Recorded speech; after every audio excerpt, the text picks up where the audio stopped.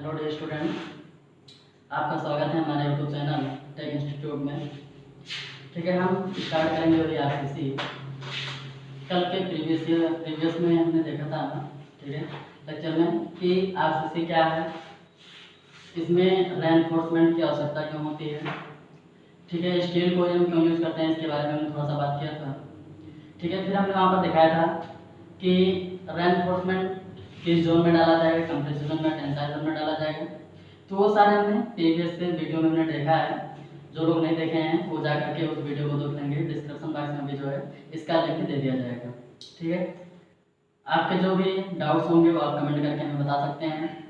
जो भी हम यहाँ पर बता रहे हैं, पढ़ा रहे हैं, उसका नोट्स अगर आपको चाहिए तो डिस्क्रिप्शन बॉक्स में हमारे चैनल की जो साइट है वो साइट आपको दे दिया जाएगा। वहाँ से जाकर के आप स्टडी मटेरियल से निकाल सकते हैं।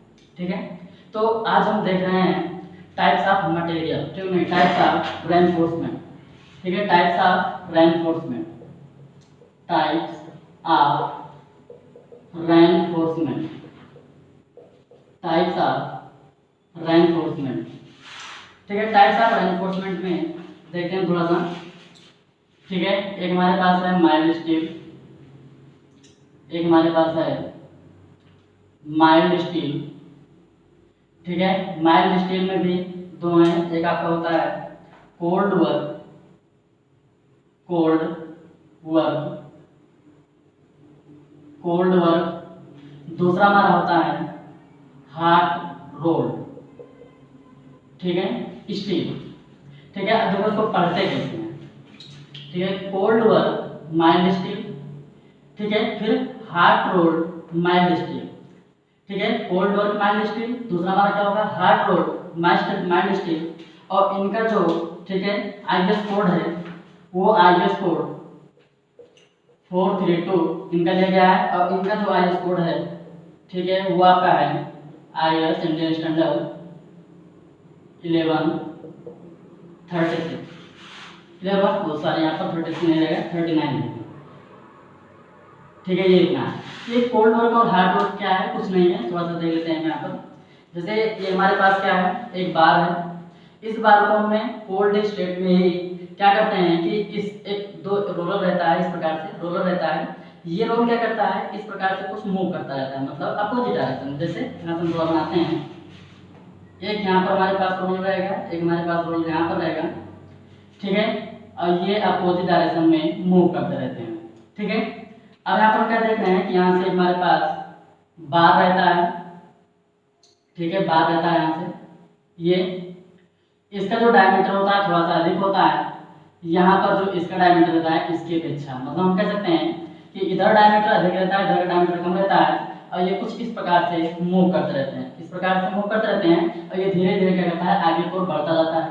इससे कुछ नहीं, बस थोड़ा सा क्या करते हैं कि इस स्टील में स्ट्रेंथ डेवलप करा लेते हैं, थोड़ा सा अधिक हो जाता है। ठीक है, तो ये, ठीक है, कोल्ड स्टेट में भी होता है, हॉट स्टेट में भी होता है। ठीक है, तो उसको आप अगर देखना होगा तो जाकर के गूगल पे थोड़ा सा नाम देख लीजिएगा, डालिएगा तो वहाँ से आपको देखने को मिल जाएगा।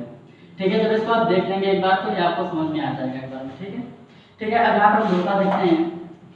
ठीक है, माइल्ड स्टील हो गया। दूसरा आपका होगा मीडियम, मीडियम, ठीक है, टेंसाइल, मीडियम टेंसाइल स्टील। और ये भी आपका दो का स्टेट में बताया है, आपका एक है कोल्ड वर्क, दूसरा आपका है यहाँ पर हॉट रोल्ड। ठीक है, हॉट रोल्ड। ठीक है, अब इनका जो आईएस कोड ले गया है वो आईएस कोड भी ऊपर वाला भी यहाँ पर, ठीक है, आईएस 432। ठीक है, दूसरा वाला भी आपका ये रहेगा आईएस 1139। ये रहा से। ठीक है, माइल्ड स्टील हुआ, दूसरा आपका हो गया मीडियम टेंसाइल स्टील, तीसरा आपका है HYSD, HYSD। ठीक है, अब इसमें भी आपका दो है, एक आपका है कोल्ड वर्क, दूसरा आपका है हॉट रोल्ड वर्क। ठीक है, अब देखो जो हॉट रोल्ड है इसमें हम उसी को डिफॉर्म बार भी कह सकते हैं। यहाँ पर जो आपका हॉट रोल्ड है, ठीक है, इसी को हम डिफॉर्म बार भी यहाँ पर कह देते हैं। डिफॉर्म बार भी कह देते हैं। क्लियर हुआ। अगर इनकी बात करते हैं कि इनको किस आईएस कोड में रखा गया है, तो इनका जो आईएस कोड है, ठीक है, इनका जो आईएस कोड है आईएस कोड 1786। क्लियर हुआ से आईएस कोड इनका कितना है 1786। अगर हम यहाँ की बात करते हैं तो इनका, ठीक है, जो यहाँ पर है हार्ड रोल्ड स्टील का वो यहाँ पर भी रहेगा इंडियन स्टैंडर्ड 1139, ठीक है, इसके अंदर रखा गया है। ठीक है, माइल्ड स्टील इसके अंदर रखा गया है कोल्ड वर्क में आईएस 732। ठीक है, माइल्ड स्टील हार्ड रोल्ड अगर हम देख रहे हैं तो उसका आईएस कोड कितना है 1139। मीडियम टेंसाइल स्टील की बात कर रहे हैं तो कोल्ड वर्क में वही सेम ऊपर वाला है, ठीक है, आईएस 432। ठीक है, hard rolled medium tensile steel जिसे हम डिफॉर्म बार के नाम से भी यहाँ पर कह सकते हैं। हाँ, बात यहाँ पर यह आती है कि ये भी आपका डिफॉर्म बार रहता है, ये भी डिफॉर्म बार रहता है, इसका हम यूज नहीं करते हैं। ये मीडियम टेंसाइल स्टील जो है इसका यूज कहीं पर नहीं किया जाता है। ठीक है, यूज हम किसका करते हैं, एचवाईएसडी का करते हैं या तो माइल्ड स्टील करते हैं। माइल्ड स्टील भी अब इस समय बहुत ही कम यूज में लाते हैं। क्यों, अभी थोड़ा सा आगे बात करते हैं क्यों इसको कम लाते हैं यूज में। ठीक है, ज्यादातर आपका ये एचवाईएसडी यूज होता है। क्लियर हुआ सर। ठीक है, तो हाँ एक चीज यहाँ पर हम देखें, hard rolled steel IS 1139 cold work में इसका है कितना, ठीक है 1786, और यहाँ पर कितना है हार्ड रोल्ड में आईएस 1139। यहाँ पर हमने क्या देखा, यहाँ पर हम ये देख रहे हैं कि ये जो हार्ड रोल्ड है यहाँ पर इसका आईएस कोड कितना है, ठीक है 1139, इसका भी हार्ड रोल्ड है, इसका भी आईएस कोड कितना है 1139, यहाँ पर भी हार्ड रोल्ड है और इसका भी आईएस कोड कितना है 1139। आप कह सकते हैं यहाँ से कि जितने भी हार्ड रोल्ड स्टील होते हैं, चाहे वो माइल्ड स्टील हो, चाहे वो मीडियम टेंसाइल स्टील हो और चाहे वो एचवाईएसडी हो, अर्थात हाई यील्ड स्ट्रेंथ डिफॉर्म बार, सभी का आईएस कोड कितना रहेगा 1139, किसमें हार्ड रोल्ड में। क्लियर हुआ से। जबकि कोल्ड वॉर की अगर हम बात करेंगे तो कोल्ड वॉर तीनों में क्या है अलग अलग है। ठीक है, अगला हम देखते हैं, अगला हम देखते हैं, ठीक है, high strength steel wire fabric. ठीक है, high strength steel wire fabric कुछ नहीं है, देखिए क्या है, high strength steel wire fabric कुछ नहीं है, एक तार की जाली होती है। ठीक है, एक तार की जाली होती है, इसको जो रखा गया है, ठीक है, आईएस कोड 1566। ठीक है, थोड़ा कम लिख देते हैं दूसरे पेन से इसको ताकि आपको याद रहे। ठीक है, आईएस कोड, ठीक है 1566 के अंतर्गत रखा गया है। ठीक है, किसका है high strength steel wire fabric, अर्थात कह सकते हो स्टील की जाली। ठीक है, इसको भी इसके अंदर रखा है आईएस 1566 के अंतर्गत रखा गया है। नेक्स्ट हम देख रहे हैं यहाँ पर, नेक्स्ट हम देख रहे हैं rolled steel made from structural या स्ट्रक्चर कह सकते हैं। ठीक है, स्ट्रक्चरल स्टील ये क्या है, ये जैसे आप लोग पढ़े होंगे स्टील स्ट्रक्चर में आई सेक्शन हो गया, एंगल सेक्शन हो गया, चैनल सेक्शन हो गया, तो ये सब क्या आपके स्ट्रक्चरल स्टील हैं और इसको जो रखा जाता है वो रखा जाता है आईएस कोड 226 1975। ठीक है, अर्थात हम कह सकते हैं कि rolled steel made from structural steel, जितने भी स्ट्रक्चरल स्टील के कोड होते हैं वो हमारे किसके अंदर आते हैं आईएस कोड 226 1975 के अंतर्गत दिया जाता है। ठीक है, अब इसके बाद और कौन सा आता है, ठीक है, इसके बाद और कौन सा आता है देखेंगे यहाँ पर टीएमटी, आपने नाम सुना होगा, थर्मो मैकेनिकली ट्रीटेड बार। अभी हम आगे देखेंगे कैसे कैसे बन रहा है उसको हम बताएंगे। ठीक है, थर्मो मैकेनिकली ट्रीटेड बार, थोड़ा सा यहाँ पर देख लेते हैं टीएमटी बार, टीएमटी। ठीक है, अगर इसको हम पूरा नाम लिखते हैं थर्मो मैकेनिकली, थोड़ा छोटा हो जा रहा है इसके लिए कुछ इशू आए थे। ठीक है, थर्मो मैकेनिकली ट्रीटेड बार, ये क्या होता है। ठीक है, ज्यादातर हम इसी का यूज करते हैं। अब इस समय जो होता है ज्यादातर इसका यूज हो रहा है लेटेस्ट। ठीक है, इसमें बहुत ज्यादा इसका यूज होता है टीएमटी का। ठीक है, आगे हम इसके बारे में देख रहे हैं थोड़ा सा। ठीक है, लेटेस्ट यूज हो रहा है, इसका जो IS कोड है IS, ठीक है, IS कोड जो इसका है, ठीक है, वो आपका कितना है IS कोड 1786, ठीक है, के अंतर्गत TMT को भी रखा गया है। अब TMT के बाद हम देखते हैं आपका CRS, ठीक है, CRS क्या होता है, कोरोजन रेजिस्टिंग स्टील। नेक्स्ट हम यहाँ पर देख रहे हैं क्या, CRS, ठीक है, corrosion resisting steel, corrosion resistant steel, ठीक है। कोरोजन रेजिस्टेंट स्टील की अगर बात करेंगे तो ये भी आपका IS कोड किसके अंदर रखा गया है, IS कोड, ठीक है, 1786, ठीक है, जो आप ऊपर देख रहे हैं वही हमारा इसमें भी रहेगा CRS में। इसका यूज कहाँ पर करते हैं, इसका यूज कहाँ पर करते हैं, थोड़ा देर करते हैं। इसका यूज ऐसे स्थानों पर किया जाता है जहाँ पर अग्रेसिव एनवायरनमेंट हो, अर्थात हम कह सकते हैं कि ऐसा एनवायरनमेंट जो कि स्टील पर, ठीक है, बुरा प्रभाव डालता हो, अर्थात हम कह सकते हैं कि स्टील को जल्दी संक्षारित करने का प्रयास कर रहा हो, ठीक है, जैसे मरीन स्ट्रक्चर हो गया, ठीक है, सी वाटर हो गया, ठीक है। ऐसे संपर्क में आने पर जो भी स्टील होते हैं वो बहुत ही जल्द जो है क्या होता है, क्लोराइड हो जाता है अर्थात संक्षारित हो जाते हैं, जिसके कारण वहां पर किसका यूज करते हैं, CRS का यूज करते हैं, अर्थात कह सकते हैं किसका, कोरोजन रेजिस्टेंट स्टील का यूज करते हैं, ठीक है। अब देखो यहाँ पर क्या है कि इसमें जो क्रोमियम पाया जाता है, क्रोमियम, जो भी इसमें क्रोमियम होता है वह 1.5% होता है। क्रोमियम कितना होता है इसमें, 1.5% होता है, ठीक है। अब 1.5% क्रोमियम होने के कारण हम यहाँ पर कह सकते हैं कि इसमें जंग नहीं लगता है। अब देखो यहाँ पर क्या है, अब इस प्रकार के स्टील को केवल कौन बना रहा है भाई इस समय, सेल हो गया, टिस्को, ठीक है, यही दोनों कंपनियां जो हैं, ठीक है, CRS स्टील को जो क्या है बना रही है, अर्थात कोरोजन रेजिस्टेंट स्टील को सेल और टिस्को नामक कंपनियां बना रही है। इनको IS कोड किसमें रखा गया है, 1786 में रखा गया है। थोड़ा सा हम फिर से बात कर लेते हैं, हमारे ख्याल से स्पीड बहुत तेज हो गई थी, ठीक है। TMT क्या है, थर्मो मैकेनिकली ट्रीटेड वायर, जिनका IS कोड, ठीक है, 1786 के अंतर्गत रखा गया है। इसको हम लेटेस्ट यूज करते हैं, ठीक है। आगे इसके बारे में थोड़ा सा और देखेंगे। CRS क्या है, CRS मतलब होता है corrosion resistant steel, corrosion resistant steel, जिनका IS कोड, ठीक है, 1786 के अंतर्गत रखा गया है। इसमें क्रोमियम की मात्रा 1.5% होती है। अब ये क्रोमियम की मात्रा अधिक होने के कारण हम कहेंगे कि इसमें कोरोजन नहीं लगता है। इसका क्रोमियम की मात्रा अधिक होने के कारण इसमें कोरोजन नहीं लगता है, और इस प्रकार के बार को सेल और टिस्को नामक कंपनी ही बना रही है, ठीक है। क्रोमियम, चलिए ठीक है, इतना हो गया।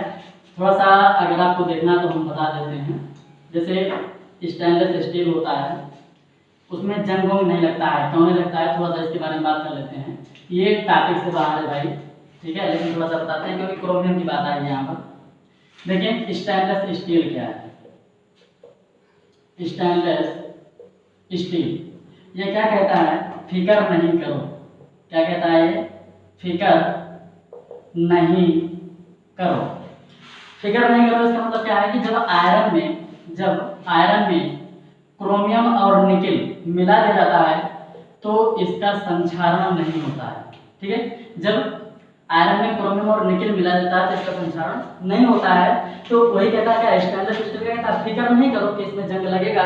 तो वहां पर क्रोमियम जो होता है, यही क्रोमियम आपका मेन होता है, ठीक है। यही क्रोमियम क्या होता है आपका मेन होता है, 1:3 के अनुपात में मिलाया जाता है, ठीक है। इधर से हम पढ़ते हैं निकेल क्रोमियम अर्थात 1:3 के रेशियो में इसको मिलाते हैं। ये सब कहीं पूछा नहीं जाता है, बस आप जानते रहिए इसको, ठीक है। कि क्रोमियम जो भी रहेगा निकेल का लगभग 3 गुना डाला जाता है, ठीक है। क्रोमियम की मात्रा अधिक होती है, इसलिए हम कहेंगे कि जो क्रोमियम होता है यही मेन रूप से क्रोजन को क्या करता है, रोक करने का कार्य करता है।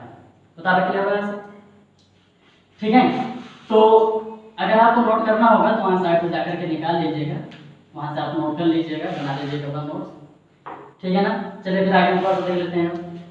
हाँ, इन्हीं के बारे में अब हम थोड़ा सा अच्छे से पढ़ लेते हैं, ठीक है। सबसे पहले हम देख लेते हैं माइल्ड स्टील बार, ठीक है। Mild steel bar, mild steel bar, ये माइल्ड स्टील क्या है, थोड़ा सा इसके बारे में देख लेते हैं। माइल्ड स्टील में होता है विरोध इस्पात, जिसमें कार्बन की मात्रा बहुत ही कम होती है। ठीक है, सामान्यतः अगर देखा जाए तो जो भी ये रेनफोर्समेंट के लिए स्टील होता है, जो भी रेनफोर्समेंट स्टील होता है, स्टील, इसमें जो भी कार्बन का परसेंटेज होता है 1.5% तक ही लिया जाता है।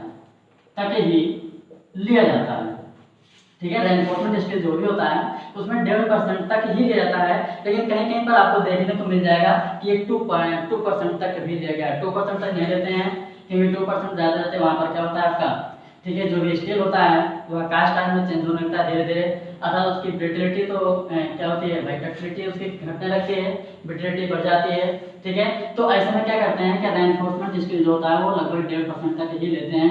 किसका मात्रा है भाई, ये कार्बन का परसेंटेज। ठीक है, तो उसको ध्यान में रखिएगा अपना, लगभग 1.5% तक ही ले जाता है। हाँ, कहीं कहीं पर आपको 2% भी देखने को मिल जाते हैं। ठीक है, तो अब उसमें क्या है, अगर हम कार्बन के आधार पर, ठीक है, रेनफोर्समेंट स्टील का वर्गीकरण करें तो कार्बन के आधार पर आपका 3 प्रकार से होता है। ठीक है, इसको आप समझ लीजिए, बस इसको लिखने की जरूरत नहीं है। कार्बन के आधार पर, ठीक है, on the basis of carbon, on the basis of carbon. ठीक है, स्टील जो भी आपका रेनफोर्समेंट का जो भी क्लासिफिकेशन किया गया है, ठीक है, वो होता है 3। एक होता है आपका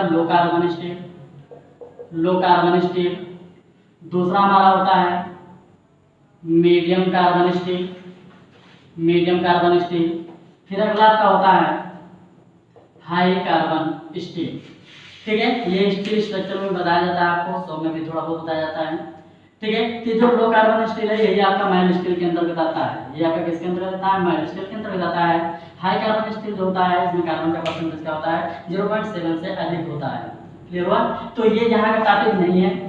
ठीक है, अगर आपको देखना है तो आप जो है पिछले जाके बुक को देख लीजिएगा, वहां से मिल जाएगा। ठीक है, तो अब हम माइल्ड स्टील के बारे में पढ़ते हैं। माइल्ड स्टील क्या है? ठीक है, माइल्ड स्टील होता है Fe 250 के ग्रेड के में रखा जाता है। माइल्ड स्टील को किसमें, Fe 250 ग्रेड में रखा जाता है। ये Fe 250 है क्या, ये Fe 250 जो हम लिख रहे हैं है क्या? Fe जो है ये फेरस मटेरियल को प्रदर्शित करता है। किसको प्रदर्शित कर रहा है भाई, ये फेरस मटेरियल को प्रदर्शित कर रहा है। Fe किसको प्रदर्शित कर रहा है, फेरस मटेरियल को प्रदर्शित कर रहा है। जबकि यहाँ पर जो है नंबर लिखा गया है ये इसके यील्ड स्ट्रेंथ को प्रदर्शित करता है। किसको प्रदर्शित करता है, ये यील्ड स्ट्रेंथ को प्रदर्शित करता है। इसीलिए आप कहीं कहीं पर देखते होंगे Fe न लिख करके वहां पर Fi 250 लिखा रहता है। इसका मतलब क्या है, यील्ड स्ट्रेंथ कितना, 250। ठीक है, और आगे मेगापास्कल। क्लियर हो यहाँ से, या मेगापास्कल के स्थान पर लिखा हो सकता है न्यूटन पर mm स्क्वायर। क्लियर हो यहाँ से। ठीक है, तो Fe 250, Fe जो यहाँ पर लिखा है वो है फेरस मटेरियल को प्रदर्शित कर रहा है, जबकि 250 यहाँ पर जो नंबर लिखा गया है वो हमारे किसके प्रदर्शित कर रहा है, यील्ड स्ट्रेंथ को प्रदर्शित कर रहा है। बता दो, क्लियर हो यहाँ से। ठीक है, ये यानी कि Fe के स्थान पर कहीं कहीं पर आपको Fi भी देखने को मिल जाता है, लेकिन उसके आगे आपका ये यूनिट जरूर मिलेगा, चाहे मेगापास्कल मिल जाए और चाहे आपका मिल जाए क्या, न्यूटन पर mm स्क्वायर, ये भी आपका मिल सकता है। क्लियर हो यहाँ से। ठीक है, तो माइल्ड स्टील को किस कोड के अंतर्गत रखा जाता है, ठीक है, Fe 250 के अंतर्गत रहता है। फिर हम कहेंगे कि यह एक प्लेन बार होती है। यह हमारा क्या होता है, प्लेन बार होता है। प्लेन बार का मतलब क्या, जैसे हम यहाँ पर मार्कर की बात कर लेते हैं, ये मार्कर के अगर हम सरफेस पे देख रहे हैं तो सरफेस पे यहाँ पर कोई भी ग्रुप नहीं कर रहा है, अर्थात हम आसानी से इसको अगर पकड़ें, ठीक है, और इधर पर खींचना चाहें तो ये हमारा क्या होगा, स्लाइड कर सकता है। क्लियर हुआ, तो हम कहेंगे कि इसका जो सरफेस होता है वो हमारा सरफेस क्या होता है, प्लेन होता है। क्लियर हुआ। अब बता दें, जब प्लेन सरफेस है, ठीक है, सरफेस यहाँ पर प्लेन है, तो जाहिर सी बात है कंक्रीट के साथ जो बॉन्डिंग होगा इसका, ठीक है, देखो क्या कह रहे हैं, माइल्ड स्टील बार का जो सरफेस है वह सरफेस प्लेन है। और सरफेस प्लेन है तो जाहिर सी बात है जब इसको हम कंक्रीट के साथ बॉन्डिंग की बात करेंगे तो ये बॉन्डिंग यहाँ पर कम हो जाएगा। क्यों, थोड़ा सा हम देखते हैं। जैसे मान लीजिए आपको कहीं पर लटकना हो और रस्सी यहाँ पर ऐसे बांधी गई है, इस रस्सी को पकड़ के आपको करना है, लटकना है, लेकिन रस्सी का जो सरफेस है, जो यहाँ पर सरफेस है, ये सरफेस एकदम प्लेन है। अब बता भाई क्या इसको आप पकड़ के काफी देर तक रोक सकते हैं? नहीं। एक समय आएगा आप धीरे धीरे क्या होंगे, बॉन्डिंग आपकी कम होती जाएगी और आप तुरंत क्या होंगे, नीचे गिर जाएंगे। तो यहाँ पर हम देख रहे हैं कि इसके सरफेस का बड़ा महत्व होता है बॉन्डिंग में, और जब तक बॉन्डिंग अच्छा नहीं बनेगा तब तक हम कहेंगे स्ट्रक्चर आपका सेफ नहीं रहेगा, क्योंकि आपने कल वाले वीडियो में इसको देखा था कि बॉन्डिंग किस प्रकार से कंक्रीट में होना चाहिए। ठीक है, अभी आगे मिलेगा और आगे मिलेगा, बॉन्डिंग का पूरा लेसन है, वहाँ पर हम जो है इसका डिस्कस करेंगे।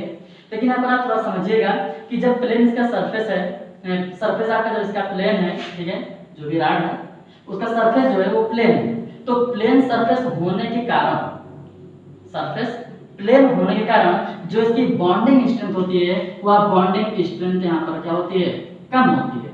बॉन्डिंग स्ट्रेंथ, ठीक है, बॉन्डिंग स्ट्रेंथ क्या होगा यहाँ पर, कम होता है। ठीक है, सरफेस इसका कैसा होता है, सरफेस का क्या होता है, प्लेन होता है। सरफेस क्या होता है इसका, प्लेन होता है। अब देखो मान लीजिए कि हमारे पास यही बार अवेलेबल है और इसके बॉन्डिंग को हमें क्या करना है, अच्छे से बनाए रखना है। तो क्या करेंगे, ठीक है, जैसे आप पुराने घर में देखे होंगे कभी कभी कि दीवार के बाहर, ठीक है, कुछ इस प्रकार से कुछ राड निकला रहता है और यहाँ पर, ठीक है, देखो यहाँ पर ये कुछ राड ऐसे बाहर निकाल देते हैं और यहाँ पर एक लोहे की प्लेट रख देते हैं, यहाँ पर लोहे की प्लेट रख देते हैं और इस बार को थोड़ा सा बेंड कर देते हैं, ठीक है, मोड़ देते हैं। मोड़ने से ये रहता है कि अगर इधर स्ट्रेचबल होगा, अगर खिंचाव होगा इधर इस्पात का, तो वह इस्पात अंदर की ओर नहीं आ पाएगा था। जो भी मेन रेनफोर्समेंट है आपका, उस रेनफोर्समेंट को, ठीक है, उस रेनफोर्समेंट को जब इस पर लोड पड़ेगा तो इसमें खिंचाव होगा। अब इस खिंचाव के कारण हम कहेंगे कि ये राड आपका इधर नहीं आ पाएगा, अर्थात कंक्रीट के साथ बॉन्डिंग बनी रहती है। ठीक है, तो हम क्या कह रहे हैं कि सरफेस प्लेन होने के कारण इसकी बॉन्डिंग जनरेट करने के लिए कुछ अतिरिक्त रेनफोर्समेंट यहाँ पर लग जाता है। अब बता भाई, यहाँ पर इतनी दूर के सरिये को बढ़ा रहे हैं, जब इतनी दूर के सरिये को बढ़ा रहे हैं तो जाहिर सी बात है यहाँ पर ज्यादा मात्रा में रेनफोर्समेंट की आवश्यकता पड़ेगी। क्लियर हो ऐसे? तो हम कह सकते हैं क्या कि यहाँ पर रेनफोर्समेंट, ठीक है, अधिक होती है। ठीक है, bet of reinforcement, bet of reinforcement, bet of reinforcement क्या होता है, यहाँ पर अधिक लग जाता है। क्लियर है ऐसे? फिर दूसरी चीज क्या है, इसका कुछ फायदा भी तो होना चाहिए। अभी तो हम नुकसान देख रहे हैं, फायदा देख लेते हैं। फायदा क्या है इससे? ठीक है, कार्बन का मात्रा कम होने के कारण, देखो हमने क्या कहा यहाँ पर, ठीक है, लो कार्बन स्टील के अंतर्गत आता है ये। अब लो कार्बन, जाहिर सी बात है कार्बन की मात्रा कम है, कार्बन की मात्रा कम होने के कारण इसकी डक्टिलिटी हाई होती है। क्लियर हो यहाँ से? हमने क्या कहा, लो कार्बन, ठीक है, होने के कारण इस स्टील की डक्टिलिटी हाई होती है, अर्थात अधिक होती है। अर्थात यहाँ पर हम तुरंत कहेंगे कि इसकी डक्टिलिटी यहाँ पर क्या है, अधिक है। डक्टिलिटी, डक्टिलिटी यहाँ पर क्या होती है, अधिक होती है। अब डक्टिलिटी अधिक है तो जाहिर सी बात है कि भैया टूटने से पहले एक बार बताएंगे कि भैया हम टूटने वाले हैं। जैसे आपने सोम में देखा होगा, ठीक है, यहाँ पर हम थोड़ा सा बात कर लेते हैं। सोम में आपने देखा होगा कि कुछ इस प्रकार से इसका स्ट्रेस स्ट्रेन कर्व आपने देखा होगा। एक यील्डिंग पॉइंट यहाँ पर था, एक हमारा फेलियर पॉइंट यहाँ पर था। अर्थात हम कह सकते हैं कि माइल्ड स्टील में दो फेलियर प्लेन होते हैं। ठीक है, माइल्ड स्टील में दो फेलियर प्लेन होते हैं, एक आपका यील्ड हो गया, दूसरा हमारा क्या हो गया, अल्टीमेट हो गया। तो हम यहाँ पर क्या कह रहे हैं, क्या कि डक्टिलिटी अधिक होती है। अब अधिक डक्टिलिटी होने के कारण, अधिक डक्टिलिटी होने के कारण जब यह स्ट्रक्चर को फेल कराएगा, अर्थात यह स्टील जब फेल होगा तो उसके पहले पर्याप्त क्या होगा, ये इलांगेट हो जाएगा।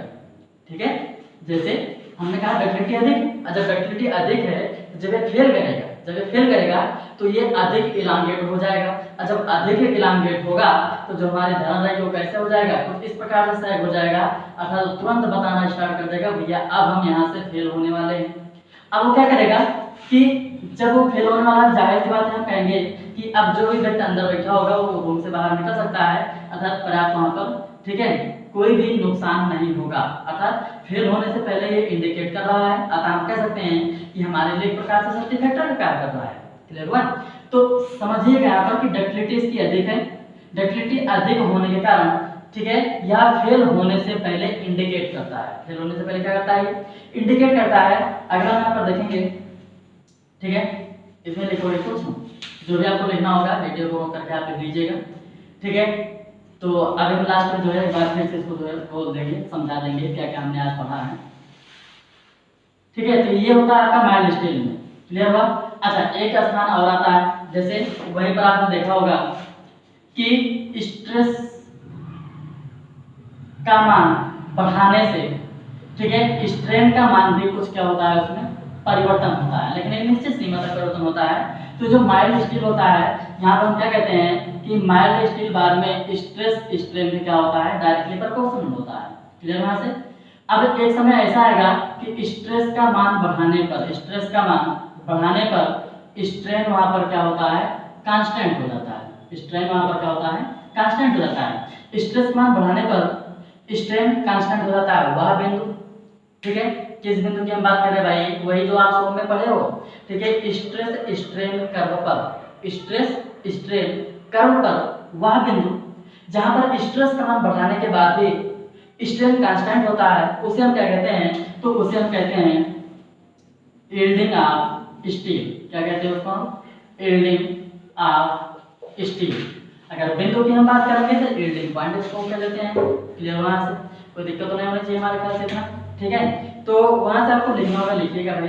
ठीक है, मैं आपको समझाते हुए आगे चल रहे हैं। ये हमारा माइल्ड स्टील था। अब इसके बाद हम देखते हैं, ठीक है, कोल्ड ट्विस्टेड बार। इसके बाद हम इसको देखते हैं कोल्ड ट्विस्टेड बार, CTD, कोल्ड ट्विस्टेड बार, कोल्ड ट्विस्टेड बार। ठीक है, कोल्ड ट्विस्टेड बार। इसी को हम टोर बार भी कहते हैं। इसको हम क्या कहते हैं, टोर बार भी कहते हैं। अब देखो इसमें क्या क्या होता है। ठीक है, हाँ, और इसका नाम है भाई, ठीक है, टोर बार भी कहते हैं। इसी को हम डिफॉर्म बार के नाम से भी जानते हैं। इसी को हम डिफॉर्म बार के नाम से भी जानते हैं। डिफॉर्म बार के नाम से भी जानते हैं। ये डिफॉर्म बार क्या होता है, ठीक है, थोड़ा सा हम यहीं पर बता देते हैं। ठीक है, ये कुछ ऐसे रहता है, फिर यहाँ पर, ठीक है, कुछ इस प्रकार से ग्रूव कटे होते हैं। ठीक है, ये किसी एंगल पर बेंड रहते हैं, कुछ ये ऐसे बना रहता है। ठीक है, कुछ इस प्रकार से ऐसे बना रहता है आगे। ये जो ग्रुप बना होता है, यही ग्रुप क्या करता है, इसको पकड़ने का कार्य करता है, ग्रिप बनाता है। यहाँ पर जो ग्रुप होता है, ग्रुप क्या करता है, इसको ग्रिप बनाता है। ठीक है, ग्रिप बनाता है यहाँ पर। ठीक है, कुछ ऐसे बना रहता है। अब इसको समझ लीजिएगा। ठीक है, ग्रिप बना रहता है। अब ग्रिप बने होने के कारण क्या होता है, देखो हमने कहा इस पे ग्रुप बना है। अब जब ग्रुप बना है तो जाहिर बात है, जब हम इसको पकड़ेंगे, जैसे मान लीजिए रस्सी है, वही लटक ही रहे हैं। अब रस्सी में क्या हुआ है, ग्रुप बना है, ऐंठा हुआ है, चाहे ग्रुप बना हो, चाहे ट्विस्टेड हो, चाहे जैसे हो। अब जब हम इसको पकड़ेंगे तब उसी ग्रुप में हमारा हाथ क्या करके जा करके फंसेगा। अब बता भाई, क्या हम इसको जल्दी से छोड़ सकते हैं? अर्थात जब हम इसको पकड़ के लटके हैं कहीं पर, तो हमारा हाथ जल्दी से स्लिप नहीं करेगा। क्यों नहीं करेगा? क्योंकि जितने भी पंजे या जितने भी उंगलियां हैं, ये उंगली क्या करता है, इस ग्रुप में जाकर के बैठ जाता है। तो उसी प्रकार से क्या करता है कि जब कंक्रीट की बात करते हैं तो कंक्रीट इन ग्रुप में आकर के बॉन्डिंग अच्छी बना लेती है। कंक्रीट क्या करती है, इस ग्रुप में आकर के इनको जकड़ लेता है, अर्थात ग्रिप बना लेता है। क्या करता है, ये ग्रिप बना लेता है। और ग्रिप बनाने के बाद हम कहेंगे क्या, जब ग्रिप बनाया तो हम कह सकते हैं, सीधी सी बात है क्या, कि इसकी जो बॉन्ड स्ट्रेंथ होती है, इसकी जो बॉन्ड स्ट्रेंथ होता है, वो बॉन्ड स्ट्रेंथ यहाँ पर क्या होता है, मैक्सिमम होता है। क्लियर है? अब माइल्ड स्टील जो था वो लो कार्बन स्टील था, उसमें कार्बन की मात्रा कम थी। लेकिन जो ये CTD आता है, कोल्ड ट्विस्टेड बार होता है, थर्ड टोर बार होता है, डिफॉर्म बार होता है, ठीक है, जिसकी बॉन्ड स्ट्रेंथ अधिक होती है, इसमें कार्बन का परसेंटेज भी अधिक होता है। अच्छा, कार्बन का परसेंटेज अधिक हुआ, हाँ 0.7 के अधिक होता है। क्लियर से 0.7 से अधिक होता है, 1.4 के लगभग जाता है। लेकिन कहीं पर देखने को मिलता है 2% तक जाता है, लेकिन 2 कभी नहीं जाएगा। ठीक है, 2 से हमेशा कम ही जाएगा। क्लियर हुआ? 0.7 से अधिक होता है, ये इतना ध्यान रखिए, 0.7 से अधिक होता है। ठीक है, अब बॉन्ड स्ट्रेंथ इसका अधिक हुआ, हाँ कार्बन का परसेंटेज अधिक हुआ, तो जाहिर सी बात है कि इसकी जो डक्टिलिटी होती है, इसकी जो डक्टिलिटी होती है, ये डक्टिलिटी यहाँ पर क्या होती है, कम हो जाती है। अब डक्टिलिटी कम हुआ तो जाहिर सी बात है कि हम कह सकते हैं हाँ स्ट्रेंथ की अगर हम बात करेंगे, अगर हम इसके स्ट्रेंथ की बात करेंगे तो कार्बन बढ़ने से स्ट्रेंथ बढ़ता है, ठीक है। स्टील स्ट्रक्चर में आप लोग पढ़े होंगे, स्ट्रेंथ इसकी क्या होती है, हाई होती है। हाई स्ट्रेंथ अर्थात अगर हम ग्रेड की बात करते हैं, अगर हम इसके ग्रेड की बात करते हैं, ठीक है, तो 415, 500, 550 इत्यादि ये सब आपके इसके अंतर्गत आते हैं। इसे सीटीडी बार अर्थात कोल्ड ट्विस्टेड बार या टोर बार या डिफ्राम बार के अंतर्गत आते हैं। क्लियर हुआ। फेरस मटेरियल है जिसका यील्ड स्ट्रेंथ कितना है, 415 मेगापास्कल, 500 मेगापास्कल, 550, ये सब एक में नहीं है भाई, सब अलग अलग है। 415 अलग है, 500 अलग है, 550 अलग है। हाँ, ये तीनों ग्रेड के यहाँ पर अवेलेबल होते हैं। बता रहे क्लियर हुआ, यहाँ से कोई दिक्कत तो नहीं होनी चाहिए। ठीक है, अब बात आती है कि जब यहाँ पर बॉन्डिंग अच्छे से बन जा रहा है, ठीक है, जब बॉन्डिंग अच्छे से बन जा रहा है तो प्लेन बार हमने देखा था कि इस स्टील को थोड़ा सा बाहर निकाला गया था, सरफेस के या कोई भी स्ट्रक्चर था उस स्ट्रक्चर के बाहर निकाला गया था, ठीक है। अब सरफेस पे क्या करते हैं, इसको मोड़ते थे। लेकिन जब यहाँ पर बॉन्ड अच्छे से बन जा रहा है तो हम कहेंगे कि इस डिफ्राम बार को बाहर निकाल के मोड़ने की आवश्यकता नहीं है, ठीक है। वहीं पर क्या करेगा, बॉन्ड बना लेगा। अगर वो भी बनाना है तो अंदर ही इसको बना देते हैं, बाहर आपका मटेरियल नहीं जाता है। तो हम कहेंगे क्या कि इसमें डेट ऑफ स्टील, ठीक है, अर्थात स्टील का जो भी भार होगा वो भार यहाँ पर क्या होगा, कम होगा। अच्छा, भार कम है, जाहिर सी बात है कास्ट इसका क्या होगा भाई, कास्ट भी यहाँ पर क्या होगा, कम होगा। अर्थात इसकी जो लागत आएगी वो लागत भी यहाँ पर क्या होगा, बहुत ही कम आएगा। ये हमारा किसके अंतर्गत है, कोल्ड ट्विस्टेड बार। क्लियर हो यहाँ से, ठीक है। कोल्ड ट्विस्टेड बार, इसे हम टोर बार के नाम से भी जानते हैं। हमारा डिफ्राम बार होता है, इसकी बॉन्ड स्ट्रेंथ अधिक होती है, ठीक है, डक्टिलिटी इसकी कम होती है, स्ट्रेंथ अधिक होती है, वेट ऑफ स्टील इसमें कम लगेगा, इसकी कास्ट जो होगी अर्थात जो लागत आएगा वो लागत भी यहाँ पर क्या होता है, कम आता है। बता रहे क्लियर हुआ ऐसे, ठीक है। लागत भी इसकी क्या होगी, कम आएगी। हाँ, इसका जो ग्रेड होगा Fe 415, Fe 500, Fe 550। बता रहे क्लियर हुआ ऐसे, ठीक है। तो इसको भी यहाँ से देखना, ठीक है। बाकी सिरास और टेंटिकल वहाँ पर देख लिए थे हम, ठीक है। अगर नोट सही है तो नोट्स आपका जो है साइड में हमारे पड़ी है, वहाँ से जाकर के आप निकाल लीजिएगा, नोट्स बना लीजिएगा, ठीक है। तो अब इसमें हम थोड़ा सा और देखते हैं। एक हमारे पास था प्लेन बार, हमने कहा इसकी बॉन्ड स्ट्रेंथ कम होती है। दूसरा हमारे पास हुआ डिफ्राम बार, हमने कहा इसकी बॉन्ड स्ट्रेंथ अधिक होती है। कितना अधिक होती है, कितना अधिक होती है, थोड़ा सा उनके बारे में देख लेते हैं यहाँ पर, ठीक है। यहाँ पर कहेंगे नोट, नोट बना के लिखिएगा, आपको लिखना होगा, ठीक है। देखो, जो ट्विस्टेड बार की बॉन्ड स्ट्रेंथ होती है वो 60% अधिक होती है।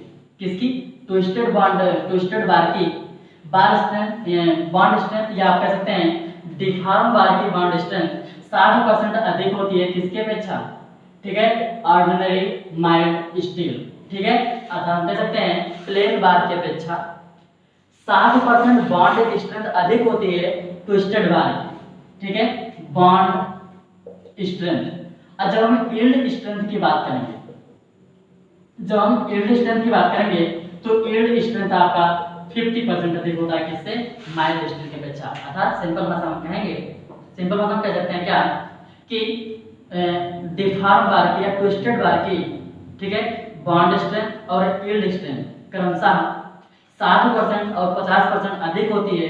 किसकी अपेक्षा, ठीक है, माइल्ड स्टील की अपेक्षा। बता रखिएगा यहाँ से, ठीक है। तो यहाँ पर लिख सकते हैं अ ट्विस्टेड बार,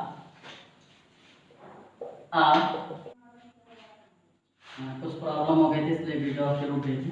चलिए हम स्टार्ट करते हैं। हम देख रहे थे यहाँ पर ट्विस्टेड बार, ठीक है, ट्विस्टेड बार है about 50% more yield strength and 60% more bond strength than ordinary mild steel। अतः यहाँ पर कह सकते हैं कि a twisted bar has about 50% more yield strength, कितना, 50% more yield strength and 60% more bond strength, ठीक है, 50% more yield strength and 60% more bond strength than ordinary mild steel. अर्थात हम कह सकते हैं कि एक ट्विस्टेड बार है, उस ट्विस्टेड बार की जो भी यील्ड स्ट्रेंथ होगा 50% अधिक होगा, द बॉन्ड स्ट्रेंथ 60% अधिक होगा, किसकी अपेक्षा, माइल्ड स्टील की अपेक्षा, क्लियर होना है, ठीक है। जो भी प्लेन बार होगा उसकी अपेक्षा जो भी डिफॉर्म बार होगा उस डिफॉर्म बार के यील्ड स्ट्रेंथ 50% अधिक होगा तथा बॉन्ड स्ट्रेंथ 60% अधिक होता है। बता रहे, क्लियर होना है, ठीक है। तो इसको अपने लिख लीजिएगा। इसके बाद हम देखते हैं थोड़ा सा, ठीक है, young modulus of steel, young modulus of steel, ठीक है। स्टील क्या है, दो तीन मटेरियल हम दे लेते हैं। Young modulus of steel, young modulus of, ठीक है, मटेरियल यंग मॉडुलस लेते हैं। यंग मॉडुलस में सबसे पहले हम किसकी बात कर लेते हैं, माइल्ड स्टील। माइल्ड स्टील जो होगा आपका 210 गीगा पास्कल, ठीक है। गीगा पास्कल को आप लोग चेंज कर लीजिएगा, ठीक है। उसके बाद हम बात कर लेते हैं यहाँ पर कापर आपका कितना होगा, 120 गीगा पास्कल, ठीक है। कापर के बाद आपका होगा प्लास्टिक का होता है 2 गीगा पास्कल। ब्रॉन्ज, ठीक है, ब्रॉन्ज का जो होगा आपका 18 गीगा पास्कल, ठीक है। अगर रबर की बात कर लेंगे तो रबर भी आपका होता है 0.02 गीगा पास्कल, क्लियर है। यंग मॉडुलस की हम बात कर रहे हैं, गीगा पास्कल में सारे यूनिट दे गई है, ठीक है। माइल्ड स्टील, ठीक है, mild steel 210 giga pascal, copper है आपका 120 गीगा पास्कल, प्लास्टिक आपका है 2 गीगा पास्कल, ब्रॉन्ज आपका है 18 गीगा पास्कल, जबकि रबर आपका है 0.02 गीगा पास्कल।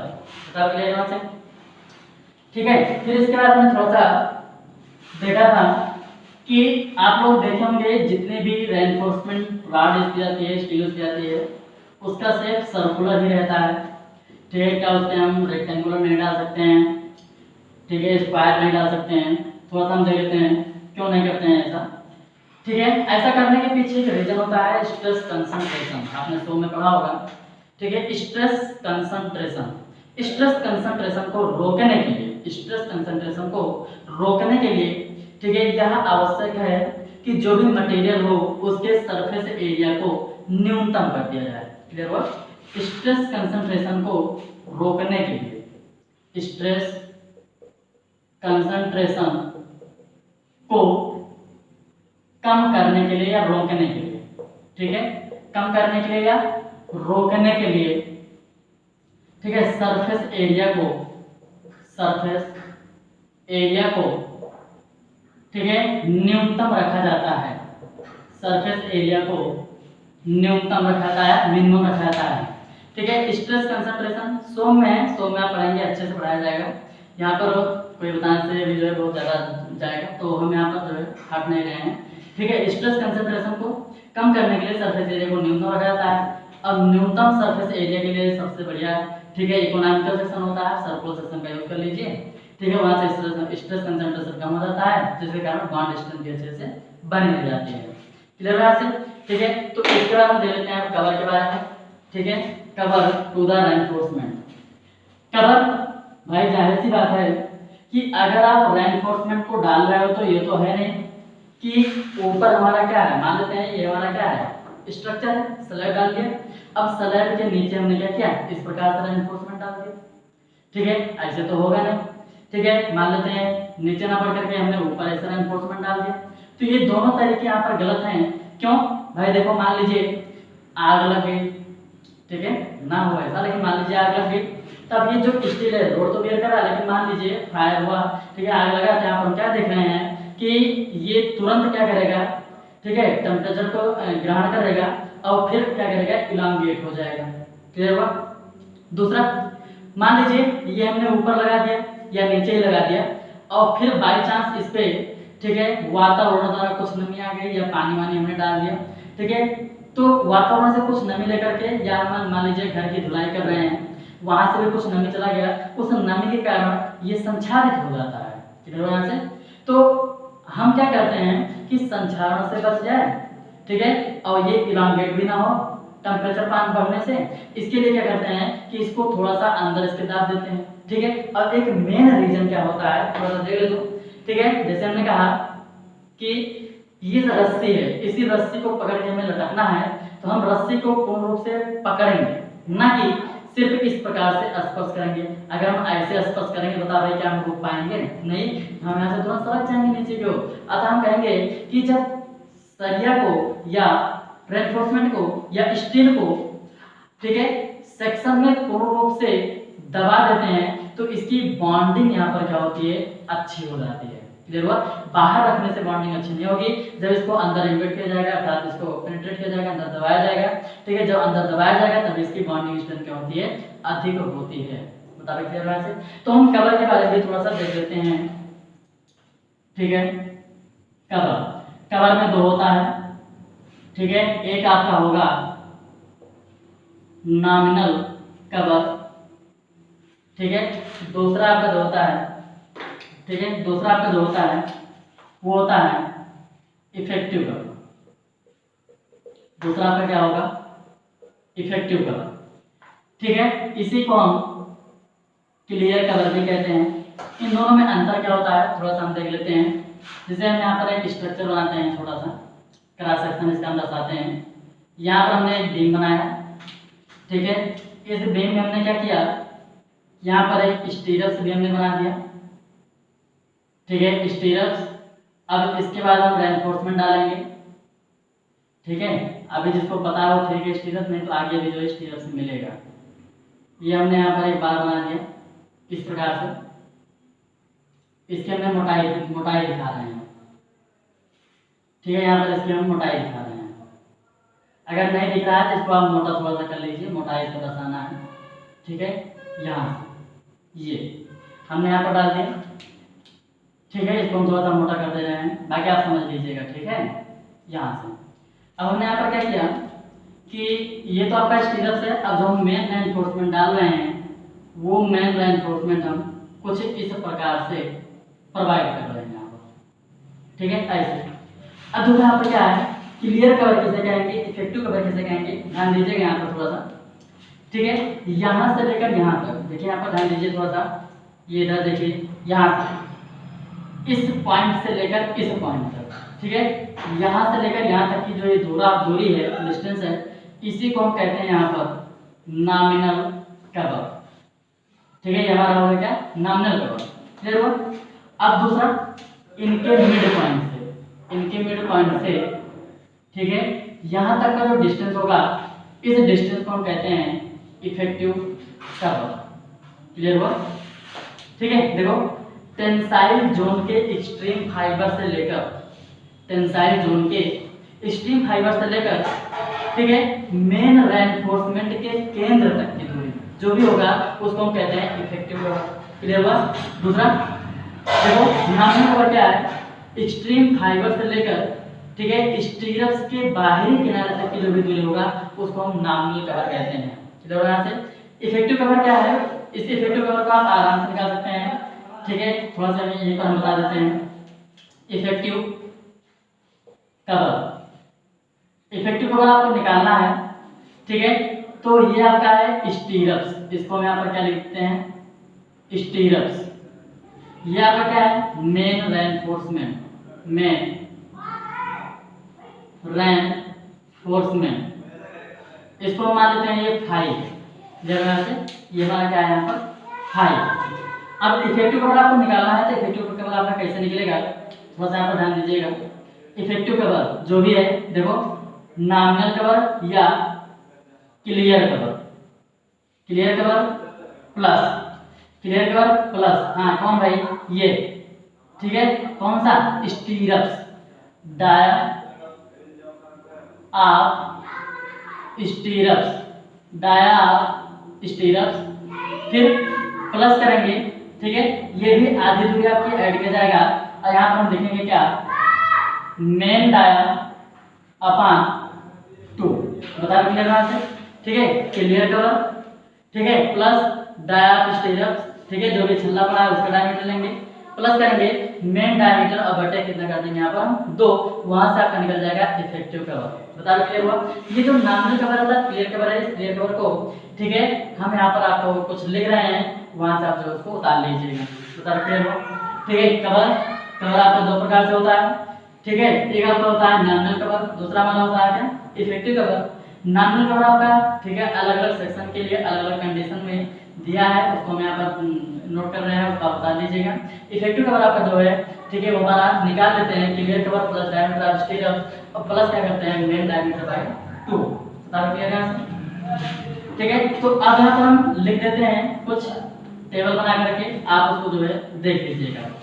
अच्छा, यहाँ पर थोड़ा सा ध्यान दीजिएगा, ये कवर कब बढ़ाना पड़ता है कब घटाना पड़ता है। अगर नॉर्मल कंडीशन है तो इस कवर को बढ़ाने की आवश्यकता नहीं है, लेकिन ठीक है ऐसा कंडीशन जहाँ पर कि पानी बार बार पड़ रहा है, जलीय स्ट्रक्चर है कोई, या मान लीजिए वहाँ पर एसिडिक हो रहा है, ठीक है, या क्षारीय जल पड़ रहा है, तो ऐसे कंडीशन में क्या करते हैं कि इसके जो नॉमिनल कवर है इसको क्या करते हैं बढ़ा देते हैं थोड़ा सा, ठीक है। इसको बढ़ाने से ये रहता है कि जो भी जल का प्रभाव है वो प्रभाव इस मेन रेनफोर्समेंट तक नहीं पहुंच पाता है, जिससे ये स्टील आपकी सेफ रहेगी और ये स्ट्रक्चर भी आपका क्या रहेगा सेफ रहता है, ठीक है। तो हम यहाँ पर लिख रहे हैं कुछ कंडीशन और उस कंडीशन पे कितना नॉमिनल कवर ले आता है उसको हम लिख दे रहे हैं, फिर स्ट्रक्चर को भी हम लिख देंगे, वहां से उसको जो है आप नोट कीजिएगा, क्लियर हुआ।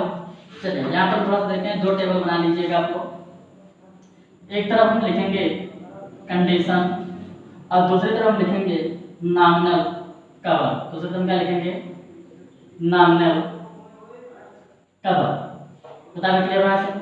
अब देखो कंडीशन है माइल्ड कंडीशन, माइल्ड कंडीशन, ये माइल्ड कंडीशन क्या होता है नॉर्मल, नॉर्मल, ठीक है। अब नॉर्मल में जो भी नॉमिनल कवर लिया जाता है वह 20 mm लिया जाएगा, ठीक है। अगला आपका है मॉडरेट, ठीक है, मॉडरेट कंडीशन, इसमें क्या होता है अल्टरनेटिंग फ्रीजिंग एंड थाइंग होता है, अल्टरनेटिंग फ्रीजिंग एंड थाइंग। ये क्या है फ्रीजिंग थाइंग का मतलब क्या है कि कभी बर्फ बन जाए, ठीक है, और फिर कभी क्या हो पिघल जाए, मतलब वाटर का बर्फ के रूप में बनना। अब बर्फ का पुनः वाटर के रूप में बनना, ये हमारा क्या होता है फ्रीजिंग एंड थाइंग। फ्रीजिंग का मतलब होता है ठंडा, था कहेंगे कि कन्वर्ट वाटर टू आइस, मतलब वाटर को कन्वर्ट होकर क्या बनता है आइस, और यहाँ पर थाइंग की बात करेंगे हम कहेंगे आइस पुनः मेल्ट होकर क्या बनेगा वाटर, ठीक है। तो ऐसे कंडीशन में, ठीक है, ऐसे कंडीशन में जो भी नॉमिनल कवर ले जाएगा वो कितना ले जाएगा आपका 30 mm, बता रहे क्लियर हो, ठीक है। मॉडरेट कंडीशन है अल्टरनेटिंग, ठीक है, अल्टरनेटिंग, यहाँ पर हम लिखते हैं अल्टरनेटिंग, ठीक है, अल्टरनेट फ्रीजिंग एंड थाइंग, ऐसे कंडीशन में कितना ले जाएगा 30 mm। देखिए यहाँ पर, हाँ थोड़ा सा हम यहाँ पर लिख देते हैं फ्रीजिंग। फ्रीजिंग में क्या होता है वाटर कन्वर्ट होकर के आइस बनाता है, ठीक है। थाइंग, थाइंग में क्या होता है आइस कन्वर्ट होकर के वाटर में आता है, क्लियर है आपसे, ठीक है। इसको अलग ही रखिएगा फ्रीजिंग और थाइंग, ठीक है। मॉडरेट कंडीशन हो गया, इसके बाद आपका रहेगा सीवर कंडीशन। सीवर कंडीशन इसको हम क्या कहते हैं immersed in sea water, immersed in sea water, ठीक है, सी वाटर, इसका सीवर, ये आपका पहला हो गया, दूसरा हो गया, तीसरा हो गया, ठीक है। Severe condition immersed in sea water, ठीक है, मतलब हम कह सकते हैं कि जो भी स्ट्रक्चर है वह पूर्णतः समुद्र में क्या हुआ है, समुद्री जल में क्या हुआ है डूबा हुआ है। ऐसे कंडीशन में हम यहाँ पर लेंगे 45 mm, 45 mm, ठीक है। एक बार हम दोहरा रहे हैं, फिर से वो देख लीजिएगा, अभी और है, ठीक है। माइल्ड कंडीशन जो कि नॉर्मल कंडीशन होता है, इसमें हम 20 mm लेंगे नॉर्मल कवर। मॉडरेट कंडीशन होता है जो कि अल्टरनेटिंग फ्रीजिंग एंड थाइंग होता है, अर्थात कभी वाटर से बर्फ बन गया फिर बर्फ से वाटर बन गया, ऐसे कंडीशन में नॉमिनल कवर आपका कितना ले जाएगा, ठीक है, 30 mm ले जाएगा। अगर हम अगला नेक्स्ट कंडीशन की बात करेंगे सीवर कंडीशन जो कि इमर्स्ड इन सी वाटर, अर्थात ऐसा स्ट्रक्चर जो कि सी वाटर में डूबा हुआ हो, उसके लिए हम कितना लेते हैं 45 mm ले आता है, ठीक है। अब इसके बाद हम देखेंगे अगला नेक्स्ट वेरी सीवर कंडीशन। ठीक है, नेक्स्ट में आप देखेंगे वेरी सीवर कंडीशन। ठीक है, वेरी सीवर कंडीशन, और इसके लिए जो आपका लिया जाएगा, ठीक है, 50 mm लिया जाता है। Very sewer condition 50 mm। Extreme condition next आपका रहेगा एक्सट्रीम कंडीशन, जिसके लिए हमारा रहेगा 75। ठीक है, नेक्स्ट आपका रहेगा एक्सट्रीम कंडीशन, और इसके लिए आपका रहेगा 75 mm। ठीक है, कुछ कंडीशन आपने देख लिया, किसको हो गया, माइल्ड कंडीशन देखा, मॉडरेट भी देखा, सीवर कंडीशन भी देखा, वेरी सीवर कंडीशन देखा, एक्सट्रीम कंडीशन देखा, और सभी के लिए नाम का भी हमने यहाँ पर लिख दिया था। जैसे माइल्ड सीवर के माइल्ड के लिए आपने क्या देखा था, ठीक है, माइल्ड सीवर हमने नॉर्मल कंडीशन में आपने जो देखा था वह 20 में लिया गया था। क्लियर है से? ठीक है, दूसरा हम देखेंगे मॉडरेट वाले में, और मॉडरेट कंडीशन में हमने यहाँ पर, ठीक है, क्या बताया, अल्टरनेटिंग हाई एंड फ्रीजिंग। ठीक है, ऐसे कंडीशन में 30 में लिया गया था। फिर हमने सीवर कंडीशन देखा, सीवर कंडीशन में आपको कितना लिया गया, 45 mm। ठीक है, उसके बाद, ठीक है, वेरी सीवर में देखा गया, वेरी सीवर में 50 में लिया गया, जबकि एक्सट्रीम सीवर में आपका कितना लिया गया है, ठीक है, 75 mm। बता रहे, क्लियर हुआ? ये तो कुछ कंडीशन थे, इस कंडीशन के आधार पर हम, ठीक है, डिसाइड कर लेते हैं कि कवर कितना लिया जाएगा। अब सेक्शन कभी कभी पूछ लेता है, सेक्शन कैसे कि लिंटल में कितना लिया जाएगा, सनसेट है, सनसेट में कितना कवर रहेगा, वाल है हमारे पास, वाल में कितना रहेगा, बीम में कितना रहेगा। तो हम इनका जो है टेबल बना देते हैं, उस टेबल में आप जो है, ठीक है, नोट डाउन कर लीजिएगा। हाँ, अगर आप लिखना चाहें तो हमारे साइट पर जाकर के, ठीक है, वहाँ पर पूरा लेक्चर को इस प्रकार से पीडीएफ पड़ा है, वहाँ से आप निकाल लीजिएगा, चाहे आप एग्जाम देख करके लिख लीजिएगा। ठीक है, वही चीज़ यहाँ पर भी लिखेंगे। चलिए यहाँ पर लिखते हैं, ठीक है, स्ट्रक्चर। ठीक है, और यहाँ पर आपका रहेगा नॉमिनल कवर। बताओ क्लियर हुआ? ठीक है, अगला आपका है बीम। पहला आपका क्या है यहाँ पर, बीम। बीम में आपका क्या करना रहेगा, 25 mm। क्लियर हुआ से?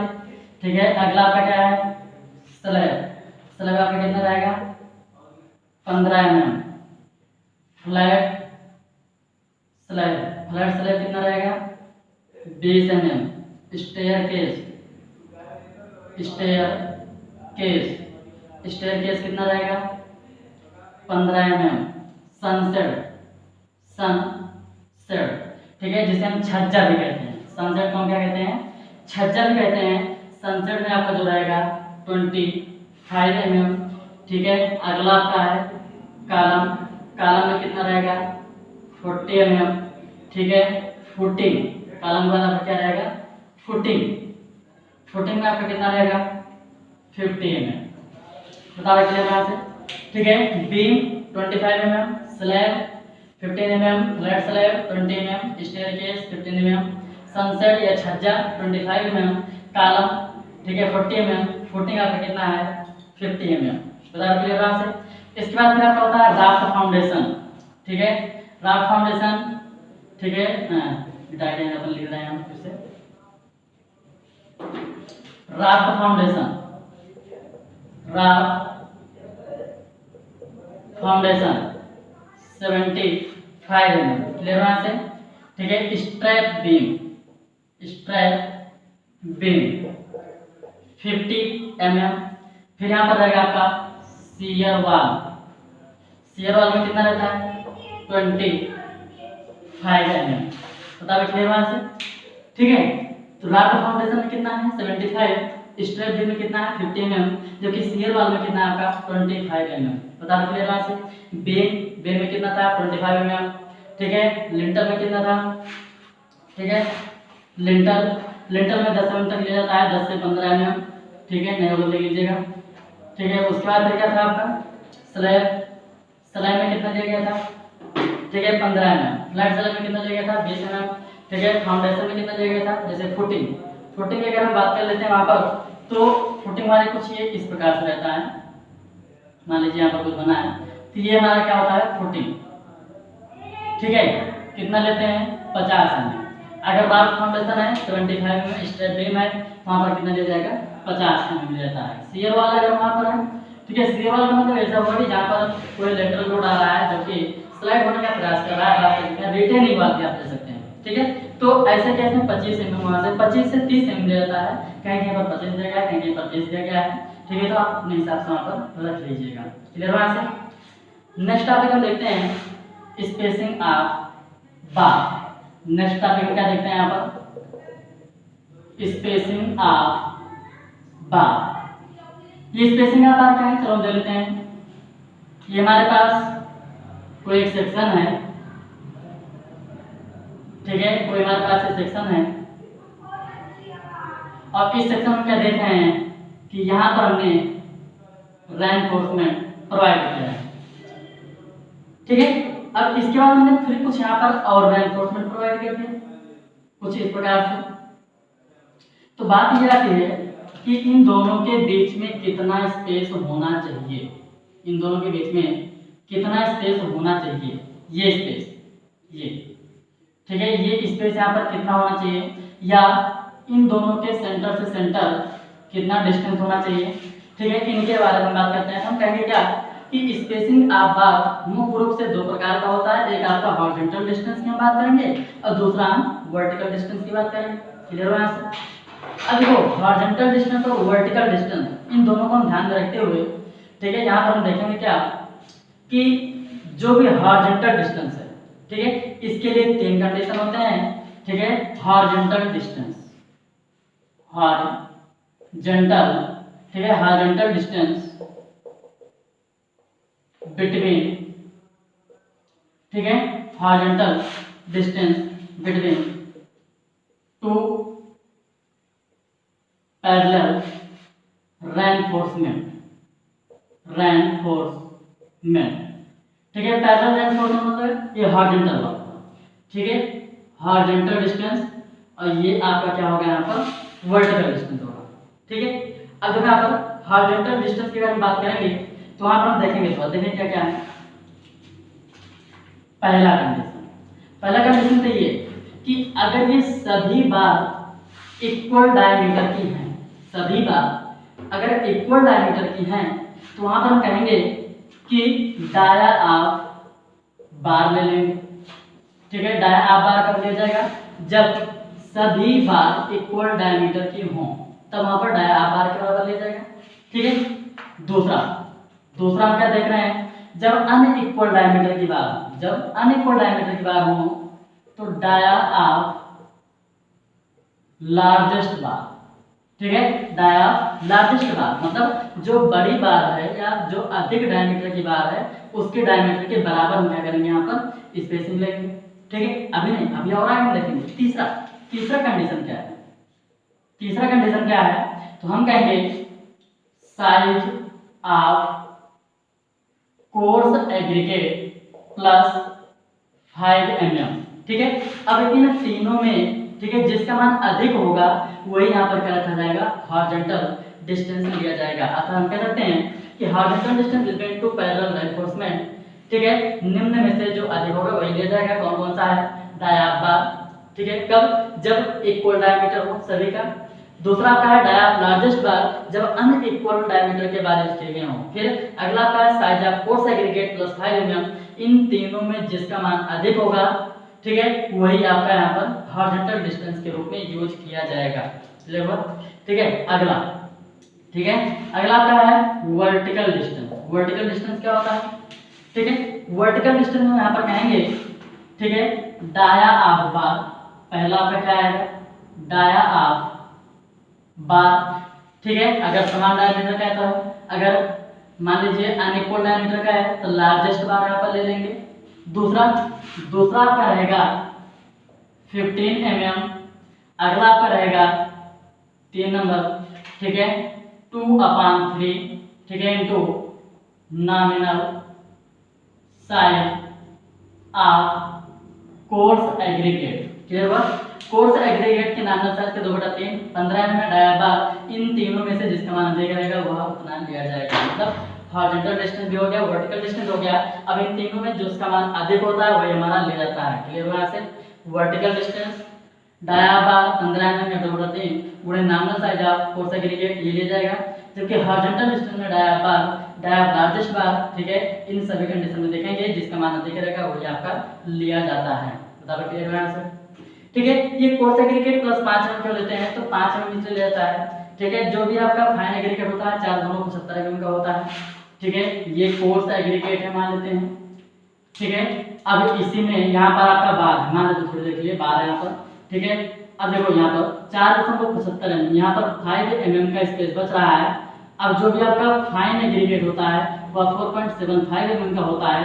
अब इसी में सीमेंट मिल करके, ठीक है, क्या करता है, इस बार से इस एग्रीगेट का संपर्क को क्या करता है, थोड़ा सा रोक देता है, अर्थात इसमें वाइड्स नहीं बनने पाते हैं। क्लियर हुआ, इसलिए वहाँ पर हम 5 mm को ऐड कर देते हैं, वाइड न बने, ताकि ये एग्रीगेट है, ये आपका स्टील है, इन दोनों के बीच में 5 mm का गैप रहता है, जिसमें फाइन एग्रीगेट और सीमेंट का पेस्ट आकर के भर जाता है और यहाँ पर एयर मुक्त हो जाता है, जिससे ये स्टील आपकी क्या होती है, क्लोराइड नहीं होती है, अर्थात संक्षारित नहीं होती है। क्लियर हुआ। तो हमने आज क्या क्या देख लिया है, ठीक है। रेनफोर्समेंट के बारे में देखा, टाइप्स ऑफ रेनफोर्समेंट हमने देखा, उनके आगे स्पोर्ट देखे, ठीक है। उसके बाद फिर हमने माइल्ड स्टील, डिफॉर्म बार, इन सब के बारे में अंतर हमने देख लिया। फिर कवर हमने देखा कंडीशन के आधार पर, फिर हमने क्या देखा, ठीक है, अलग अलग स्ट्रक्चर में कितना ले जाएगा, ठीक है। फिर हमने स्पेसिंग आधार देख लिया। अब हम नेक्स्ट लेक्चर में आप कल देखेंगे, ठीक है, मेथड ऑफ डिजाइन, यहीं से आपकी यहाँ से स्टार्ट होती है। ये तो अभी आपका इंट्रोडक्शन था, ठीक है, बेसिक चीजें था, ठीक है। अब हम कल आपका देखेंगे, ठीक है, क्या, मेथड ऑफ डिजाइन, जिसमें वर्किंग स्ट्रेस मेथड, ठीक है, ultimate load factor method, limit state method, इन तीनों के बारे में, ठीक है, देखेंगे। उसके बाद हम स्टार्ट करेंगे वर्किंग स्ट्रेस मेथड के बारे में, फिर हम लिमिट स्टेट मेथड के बारे में स्टार्ट करेंगे, फिर दोनों को साथ लेकर के चलेंगे। Thank you.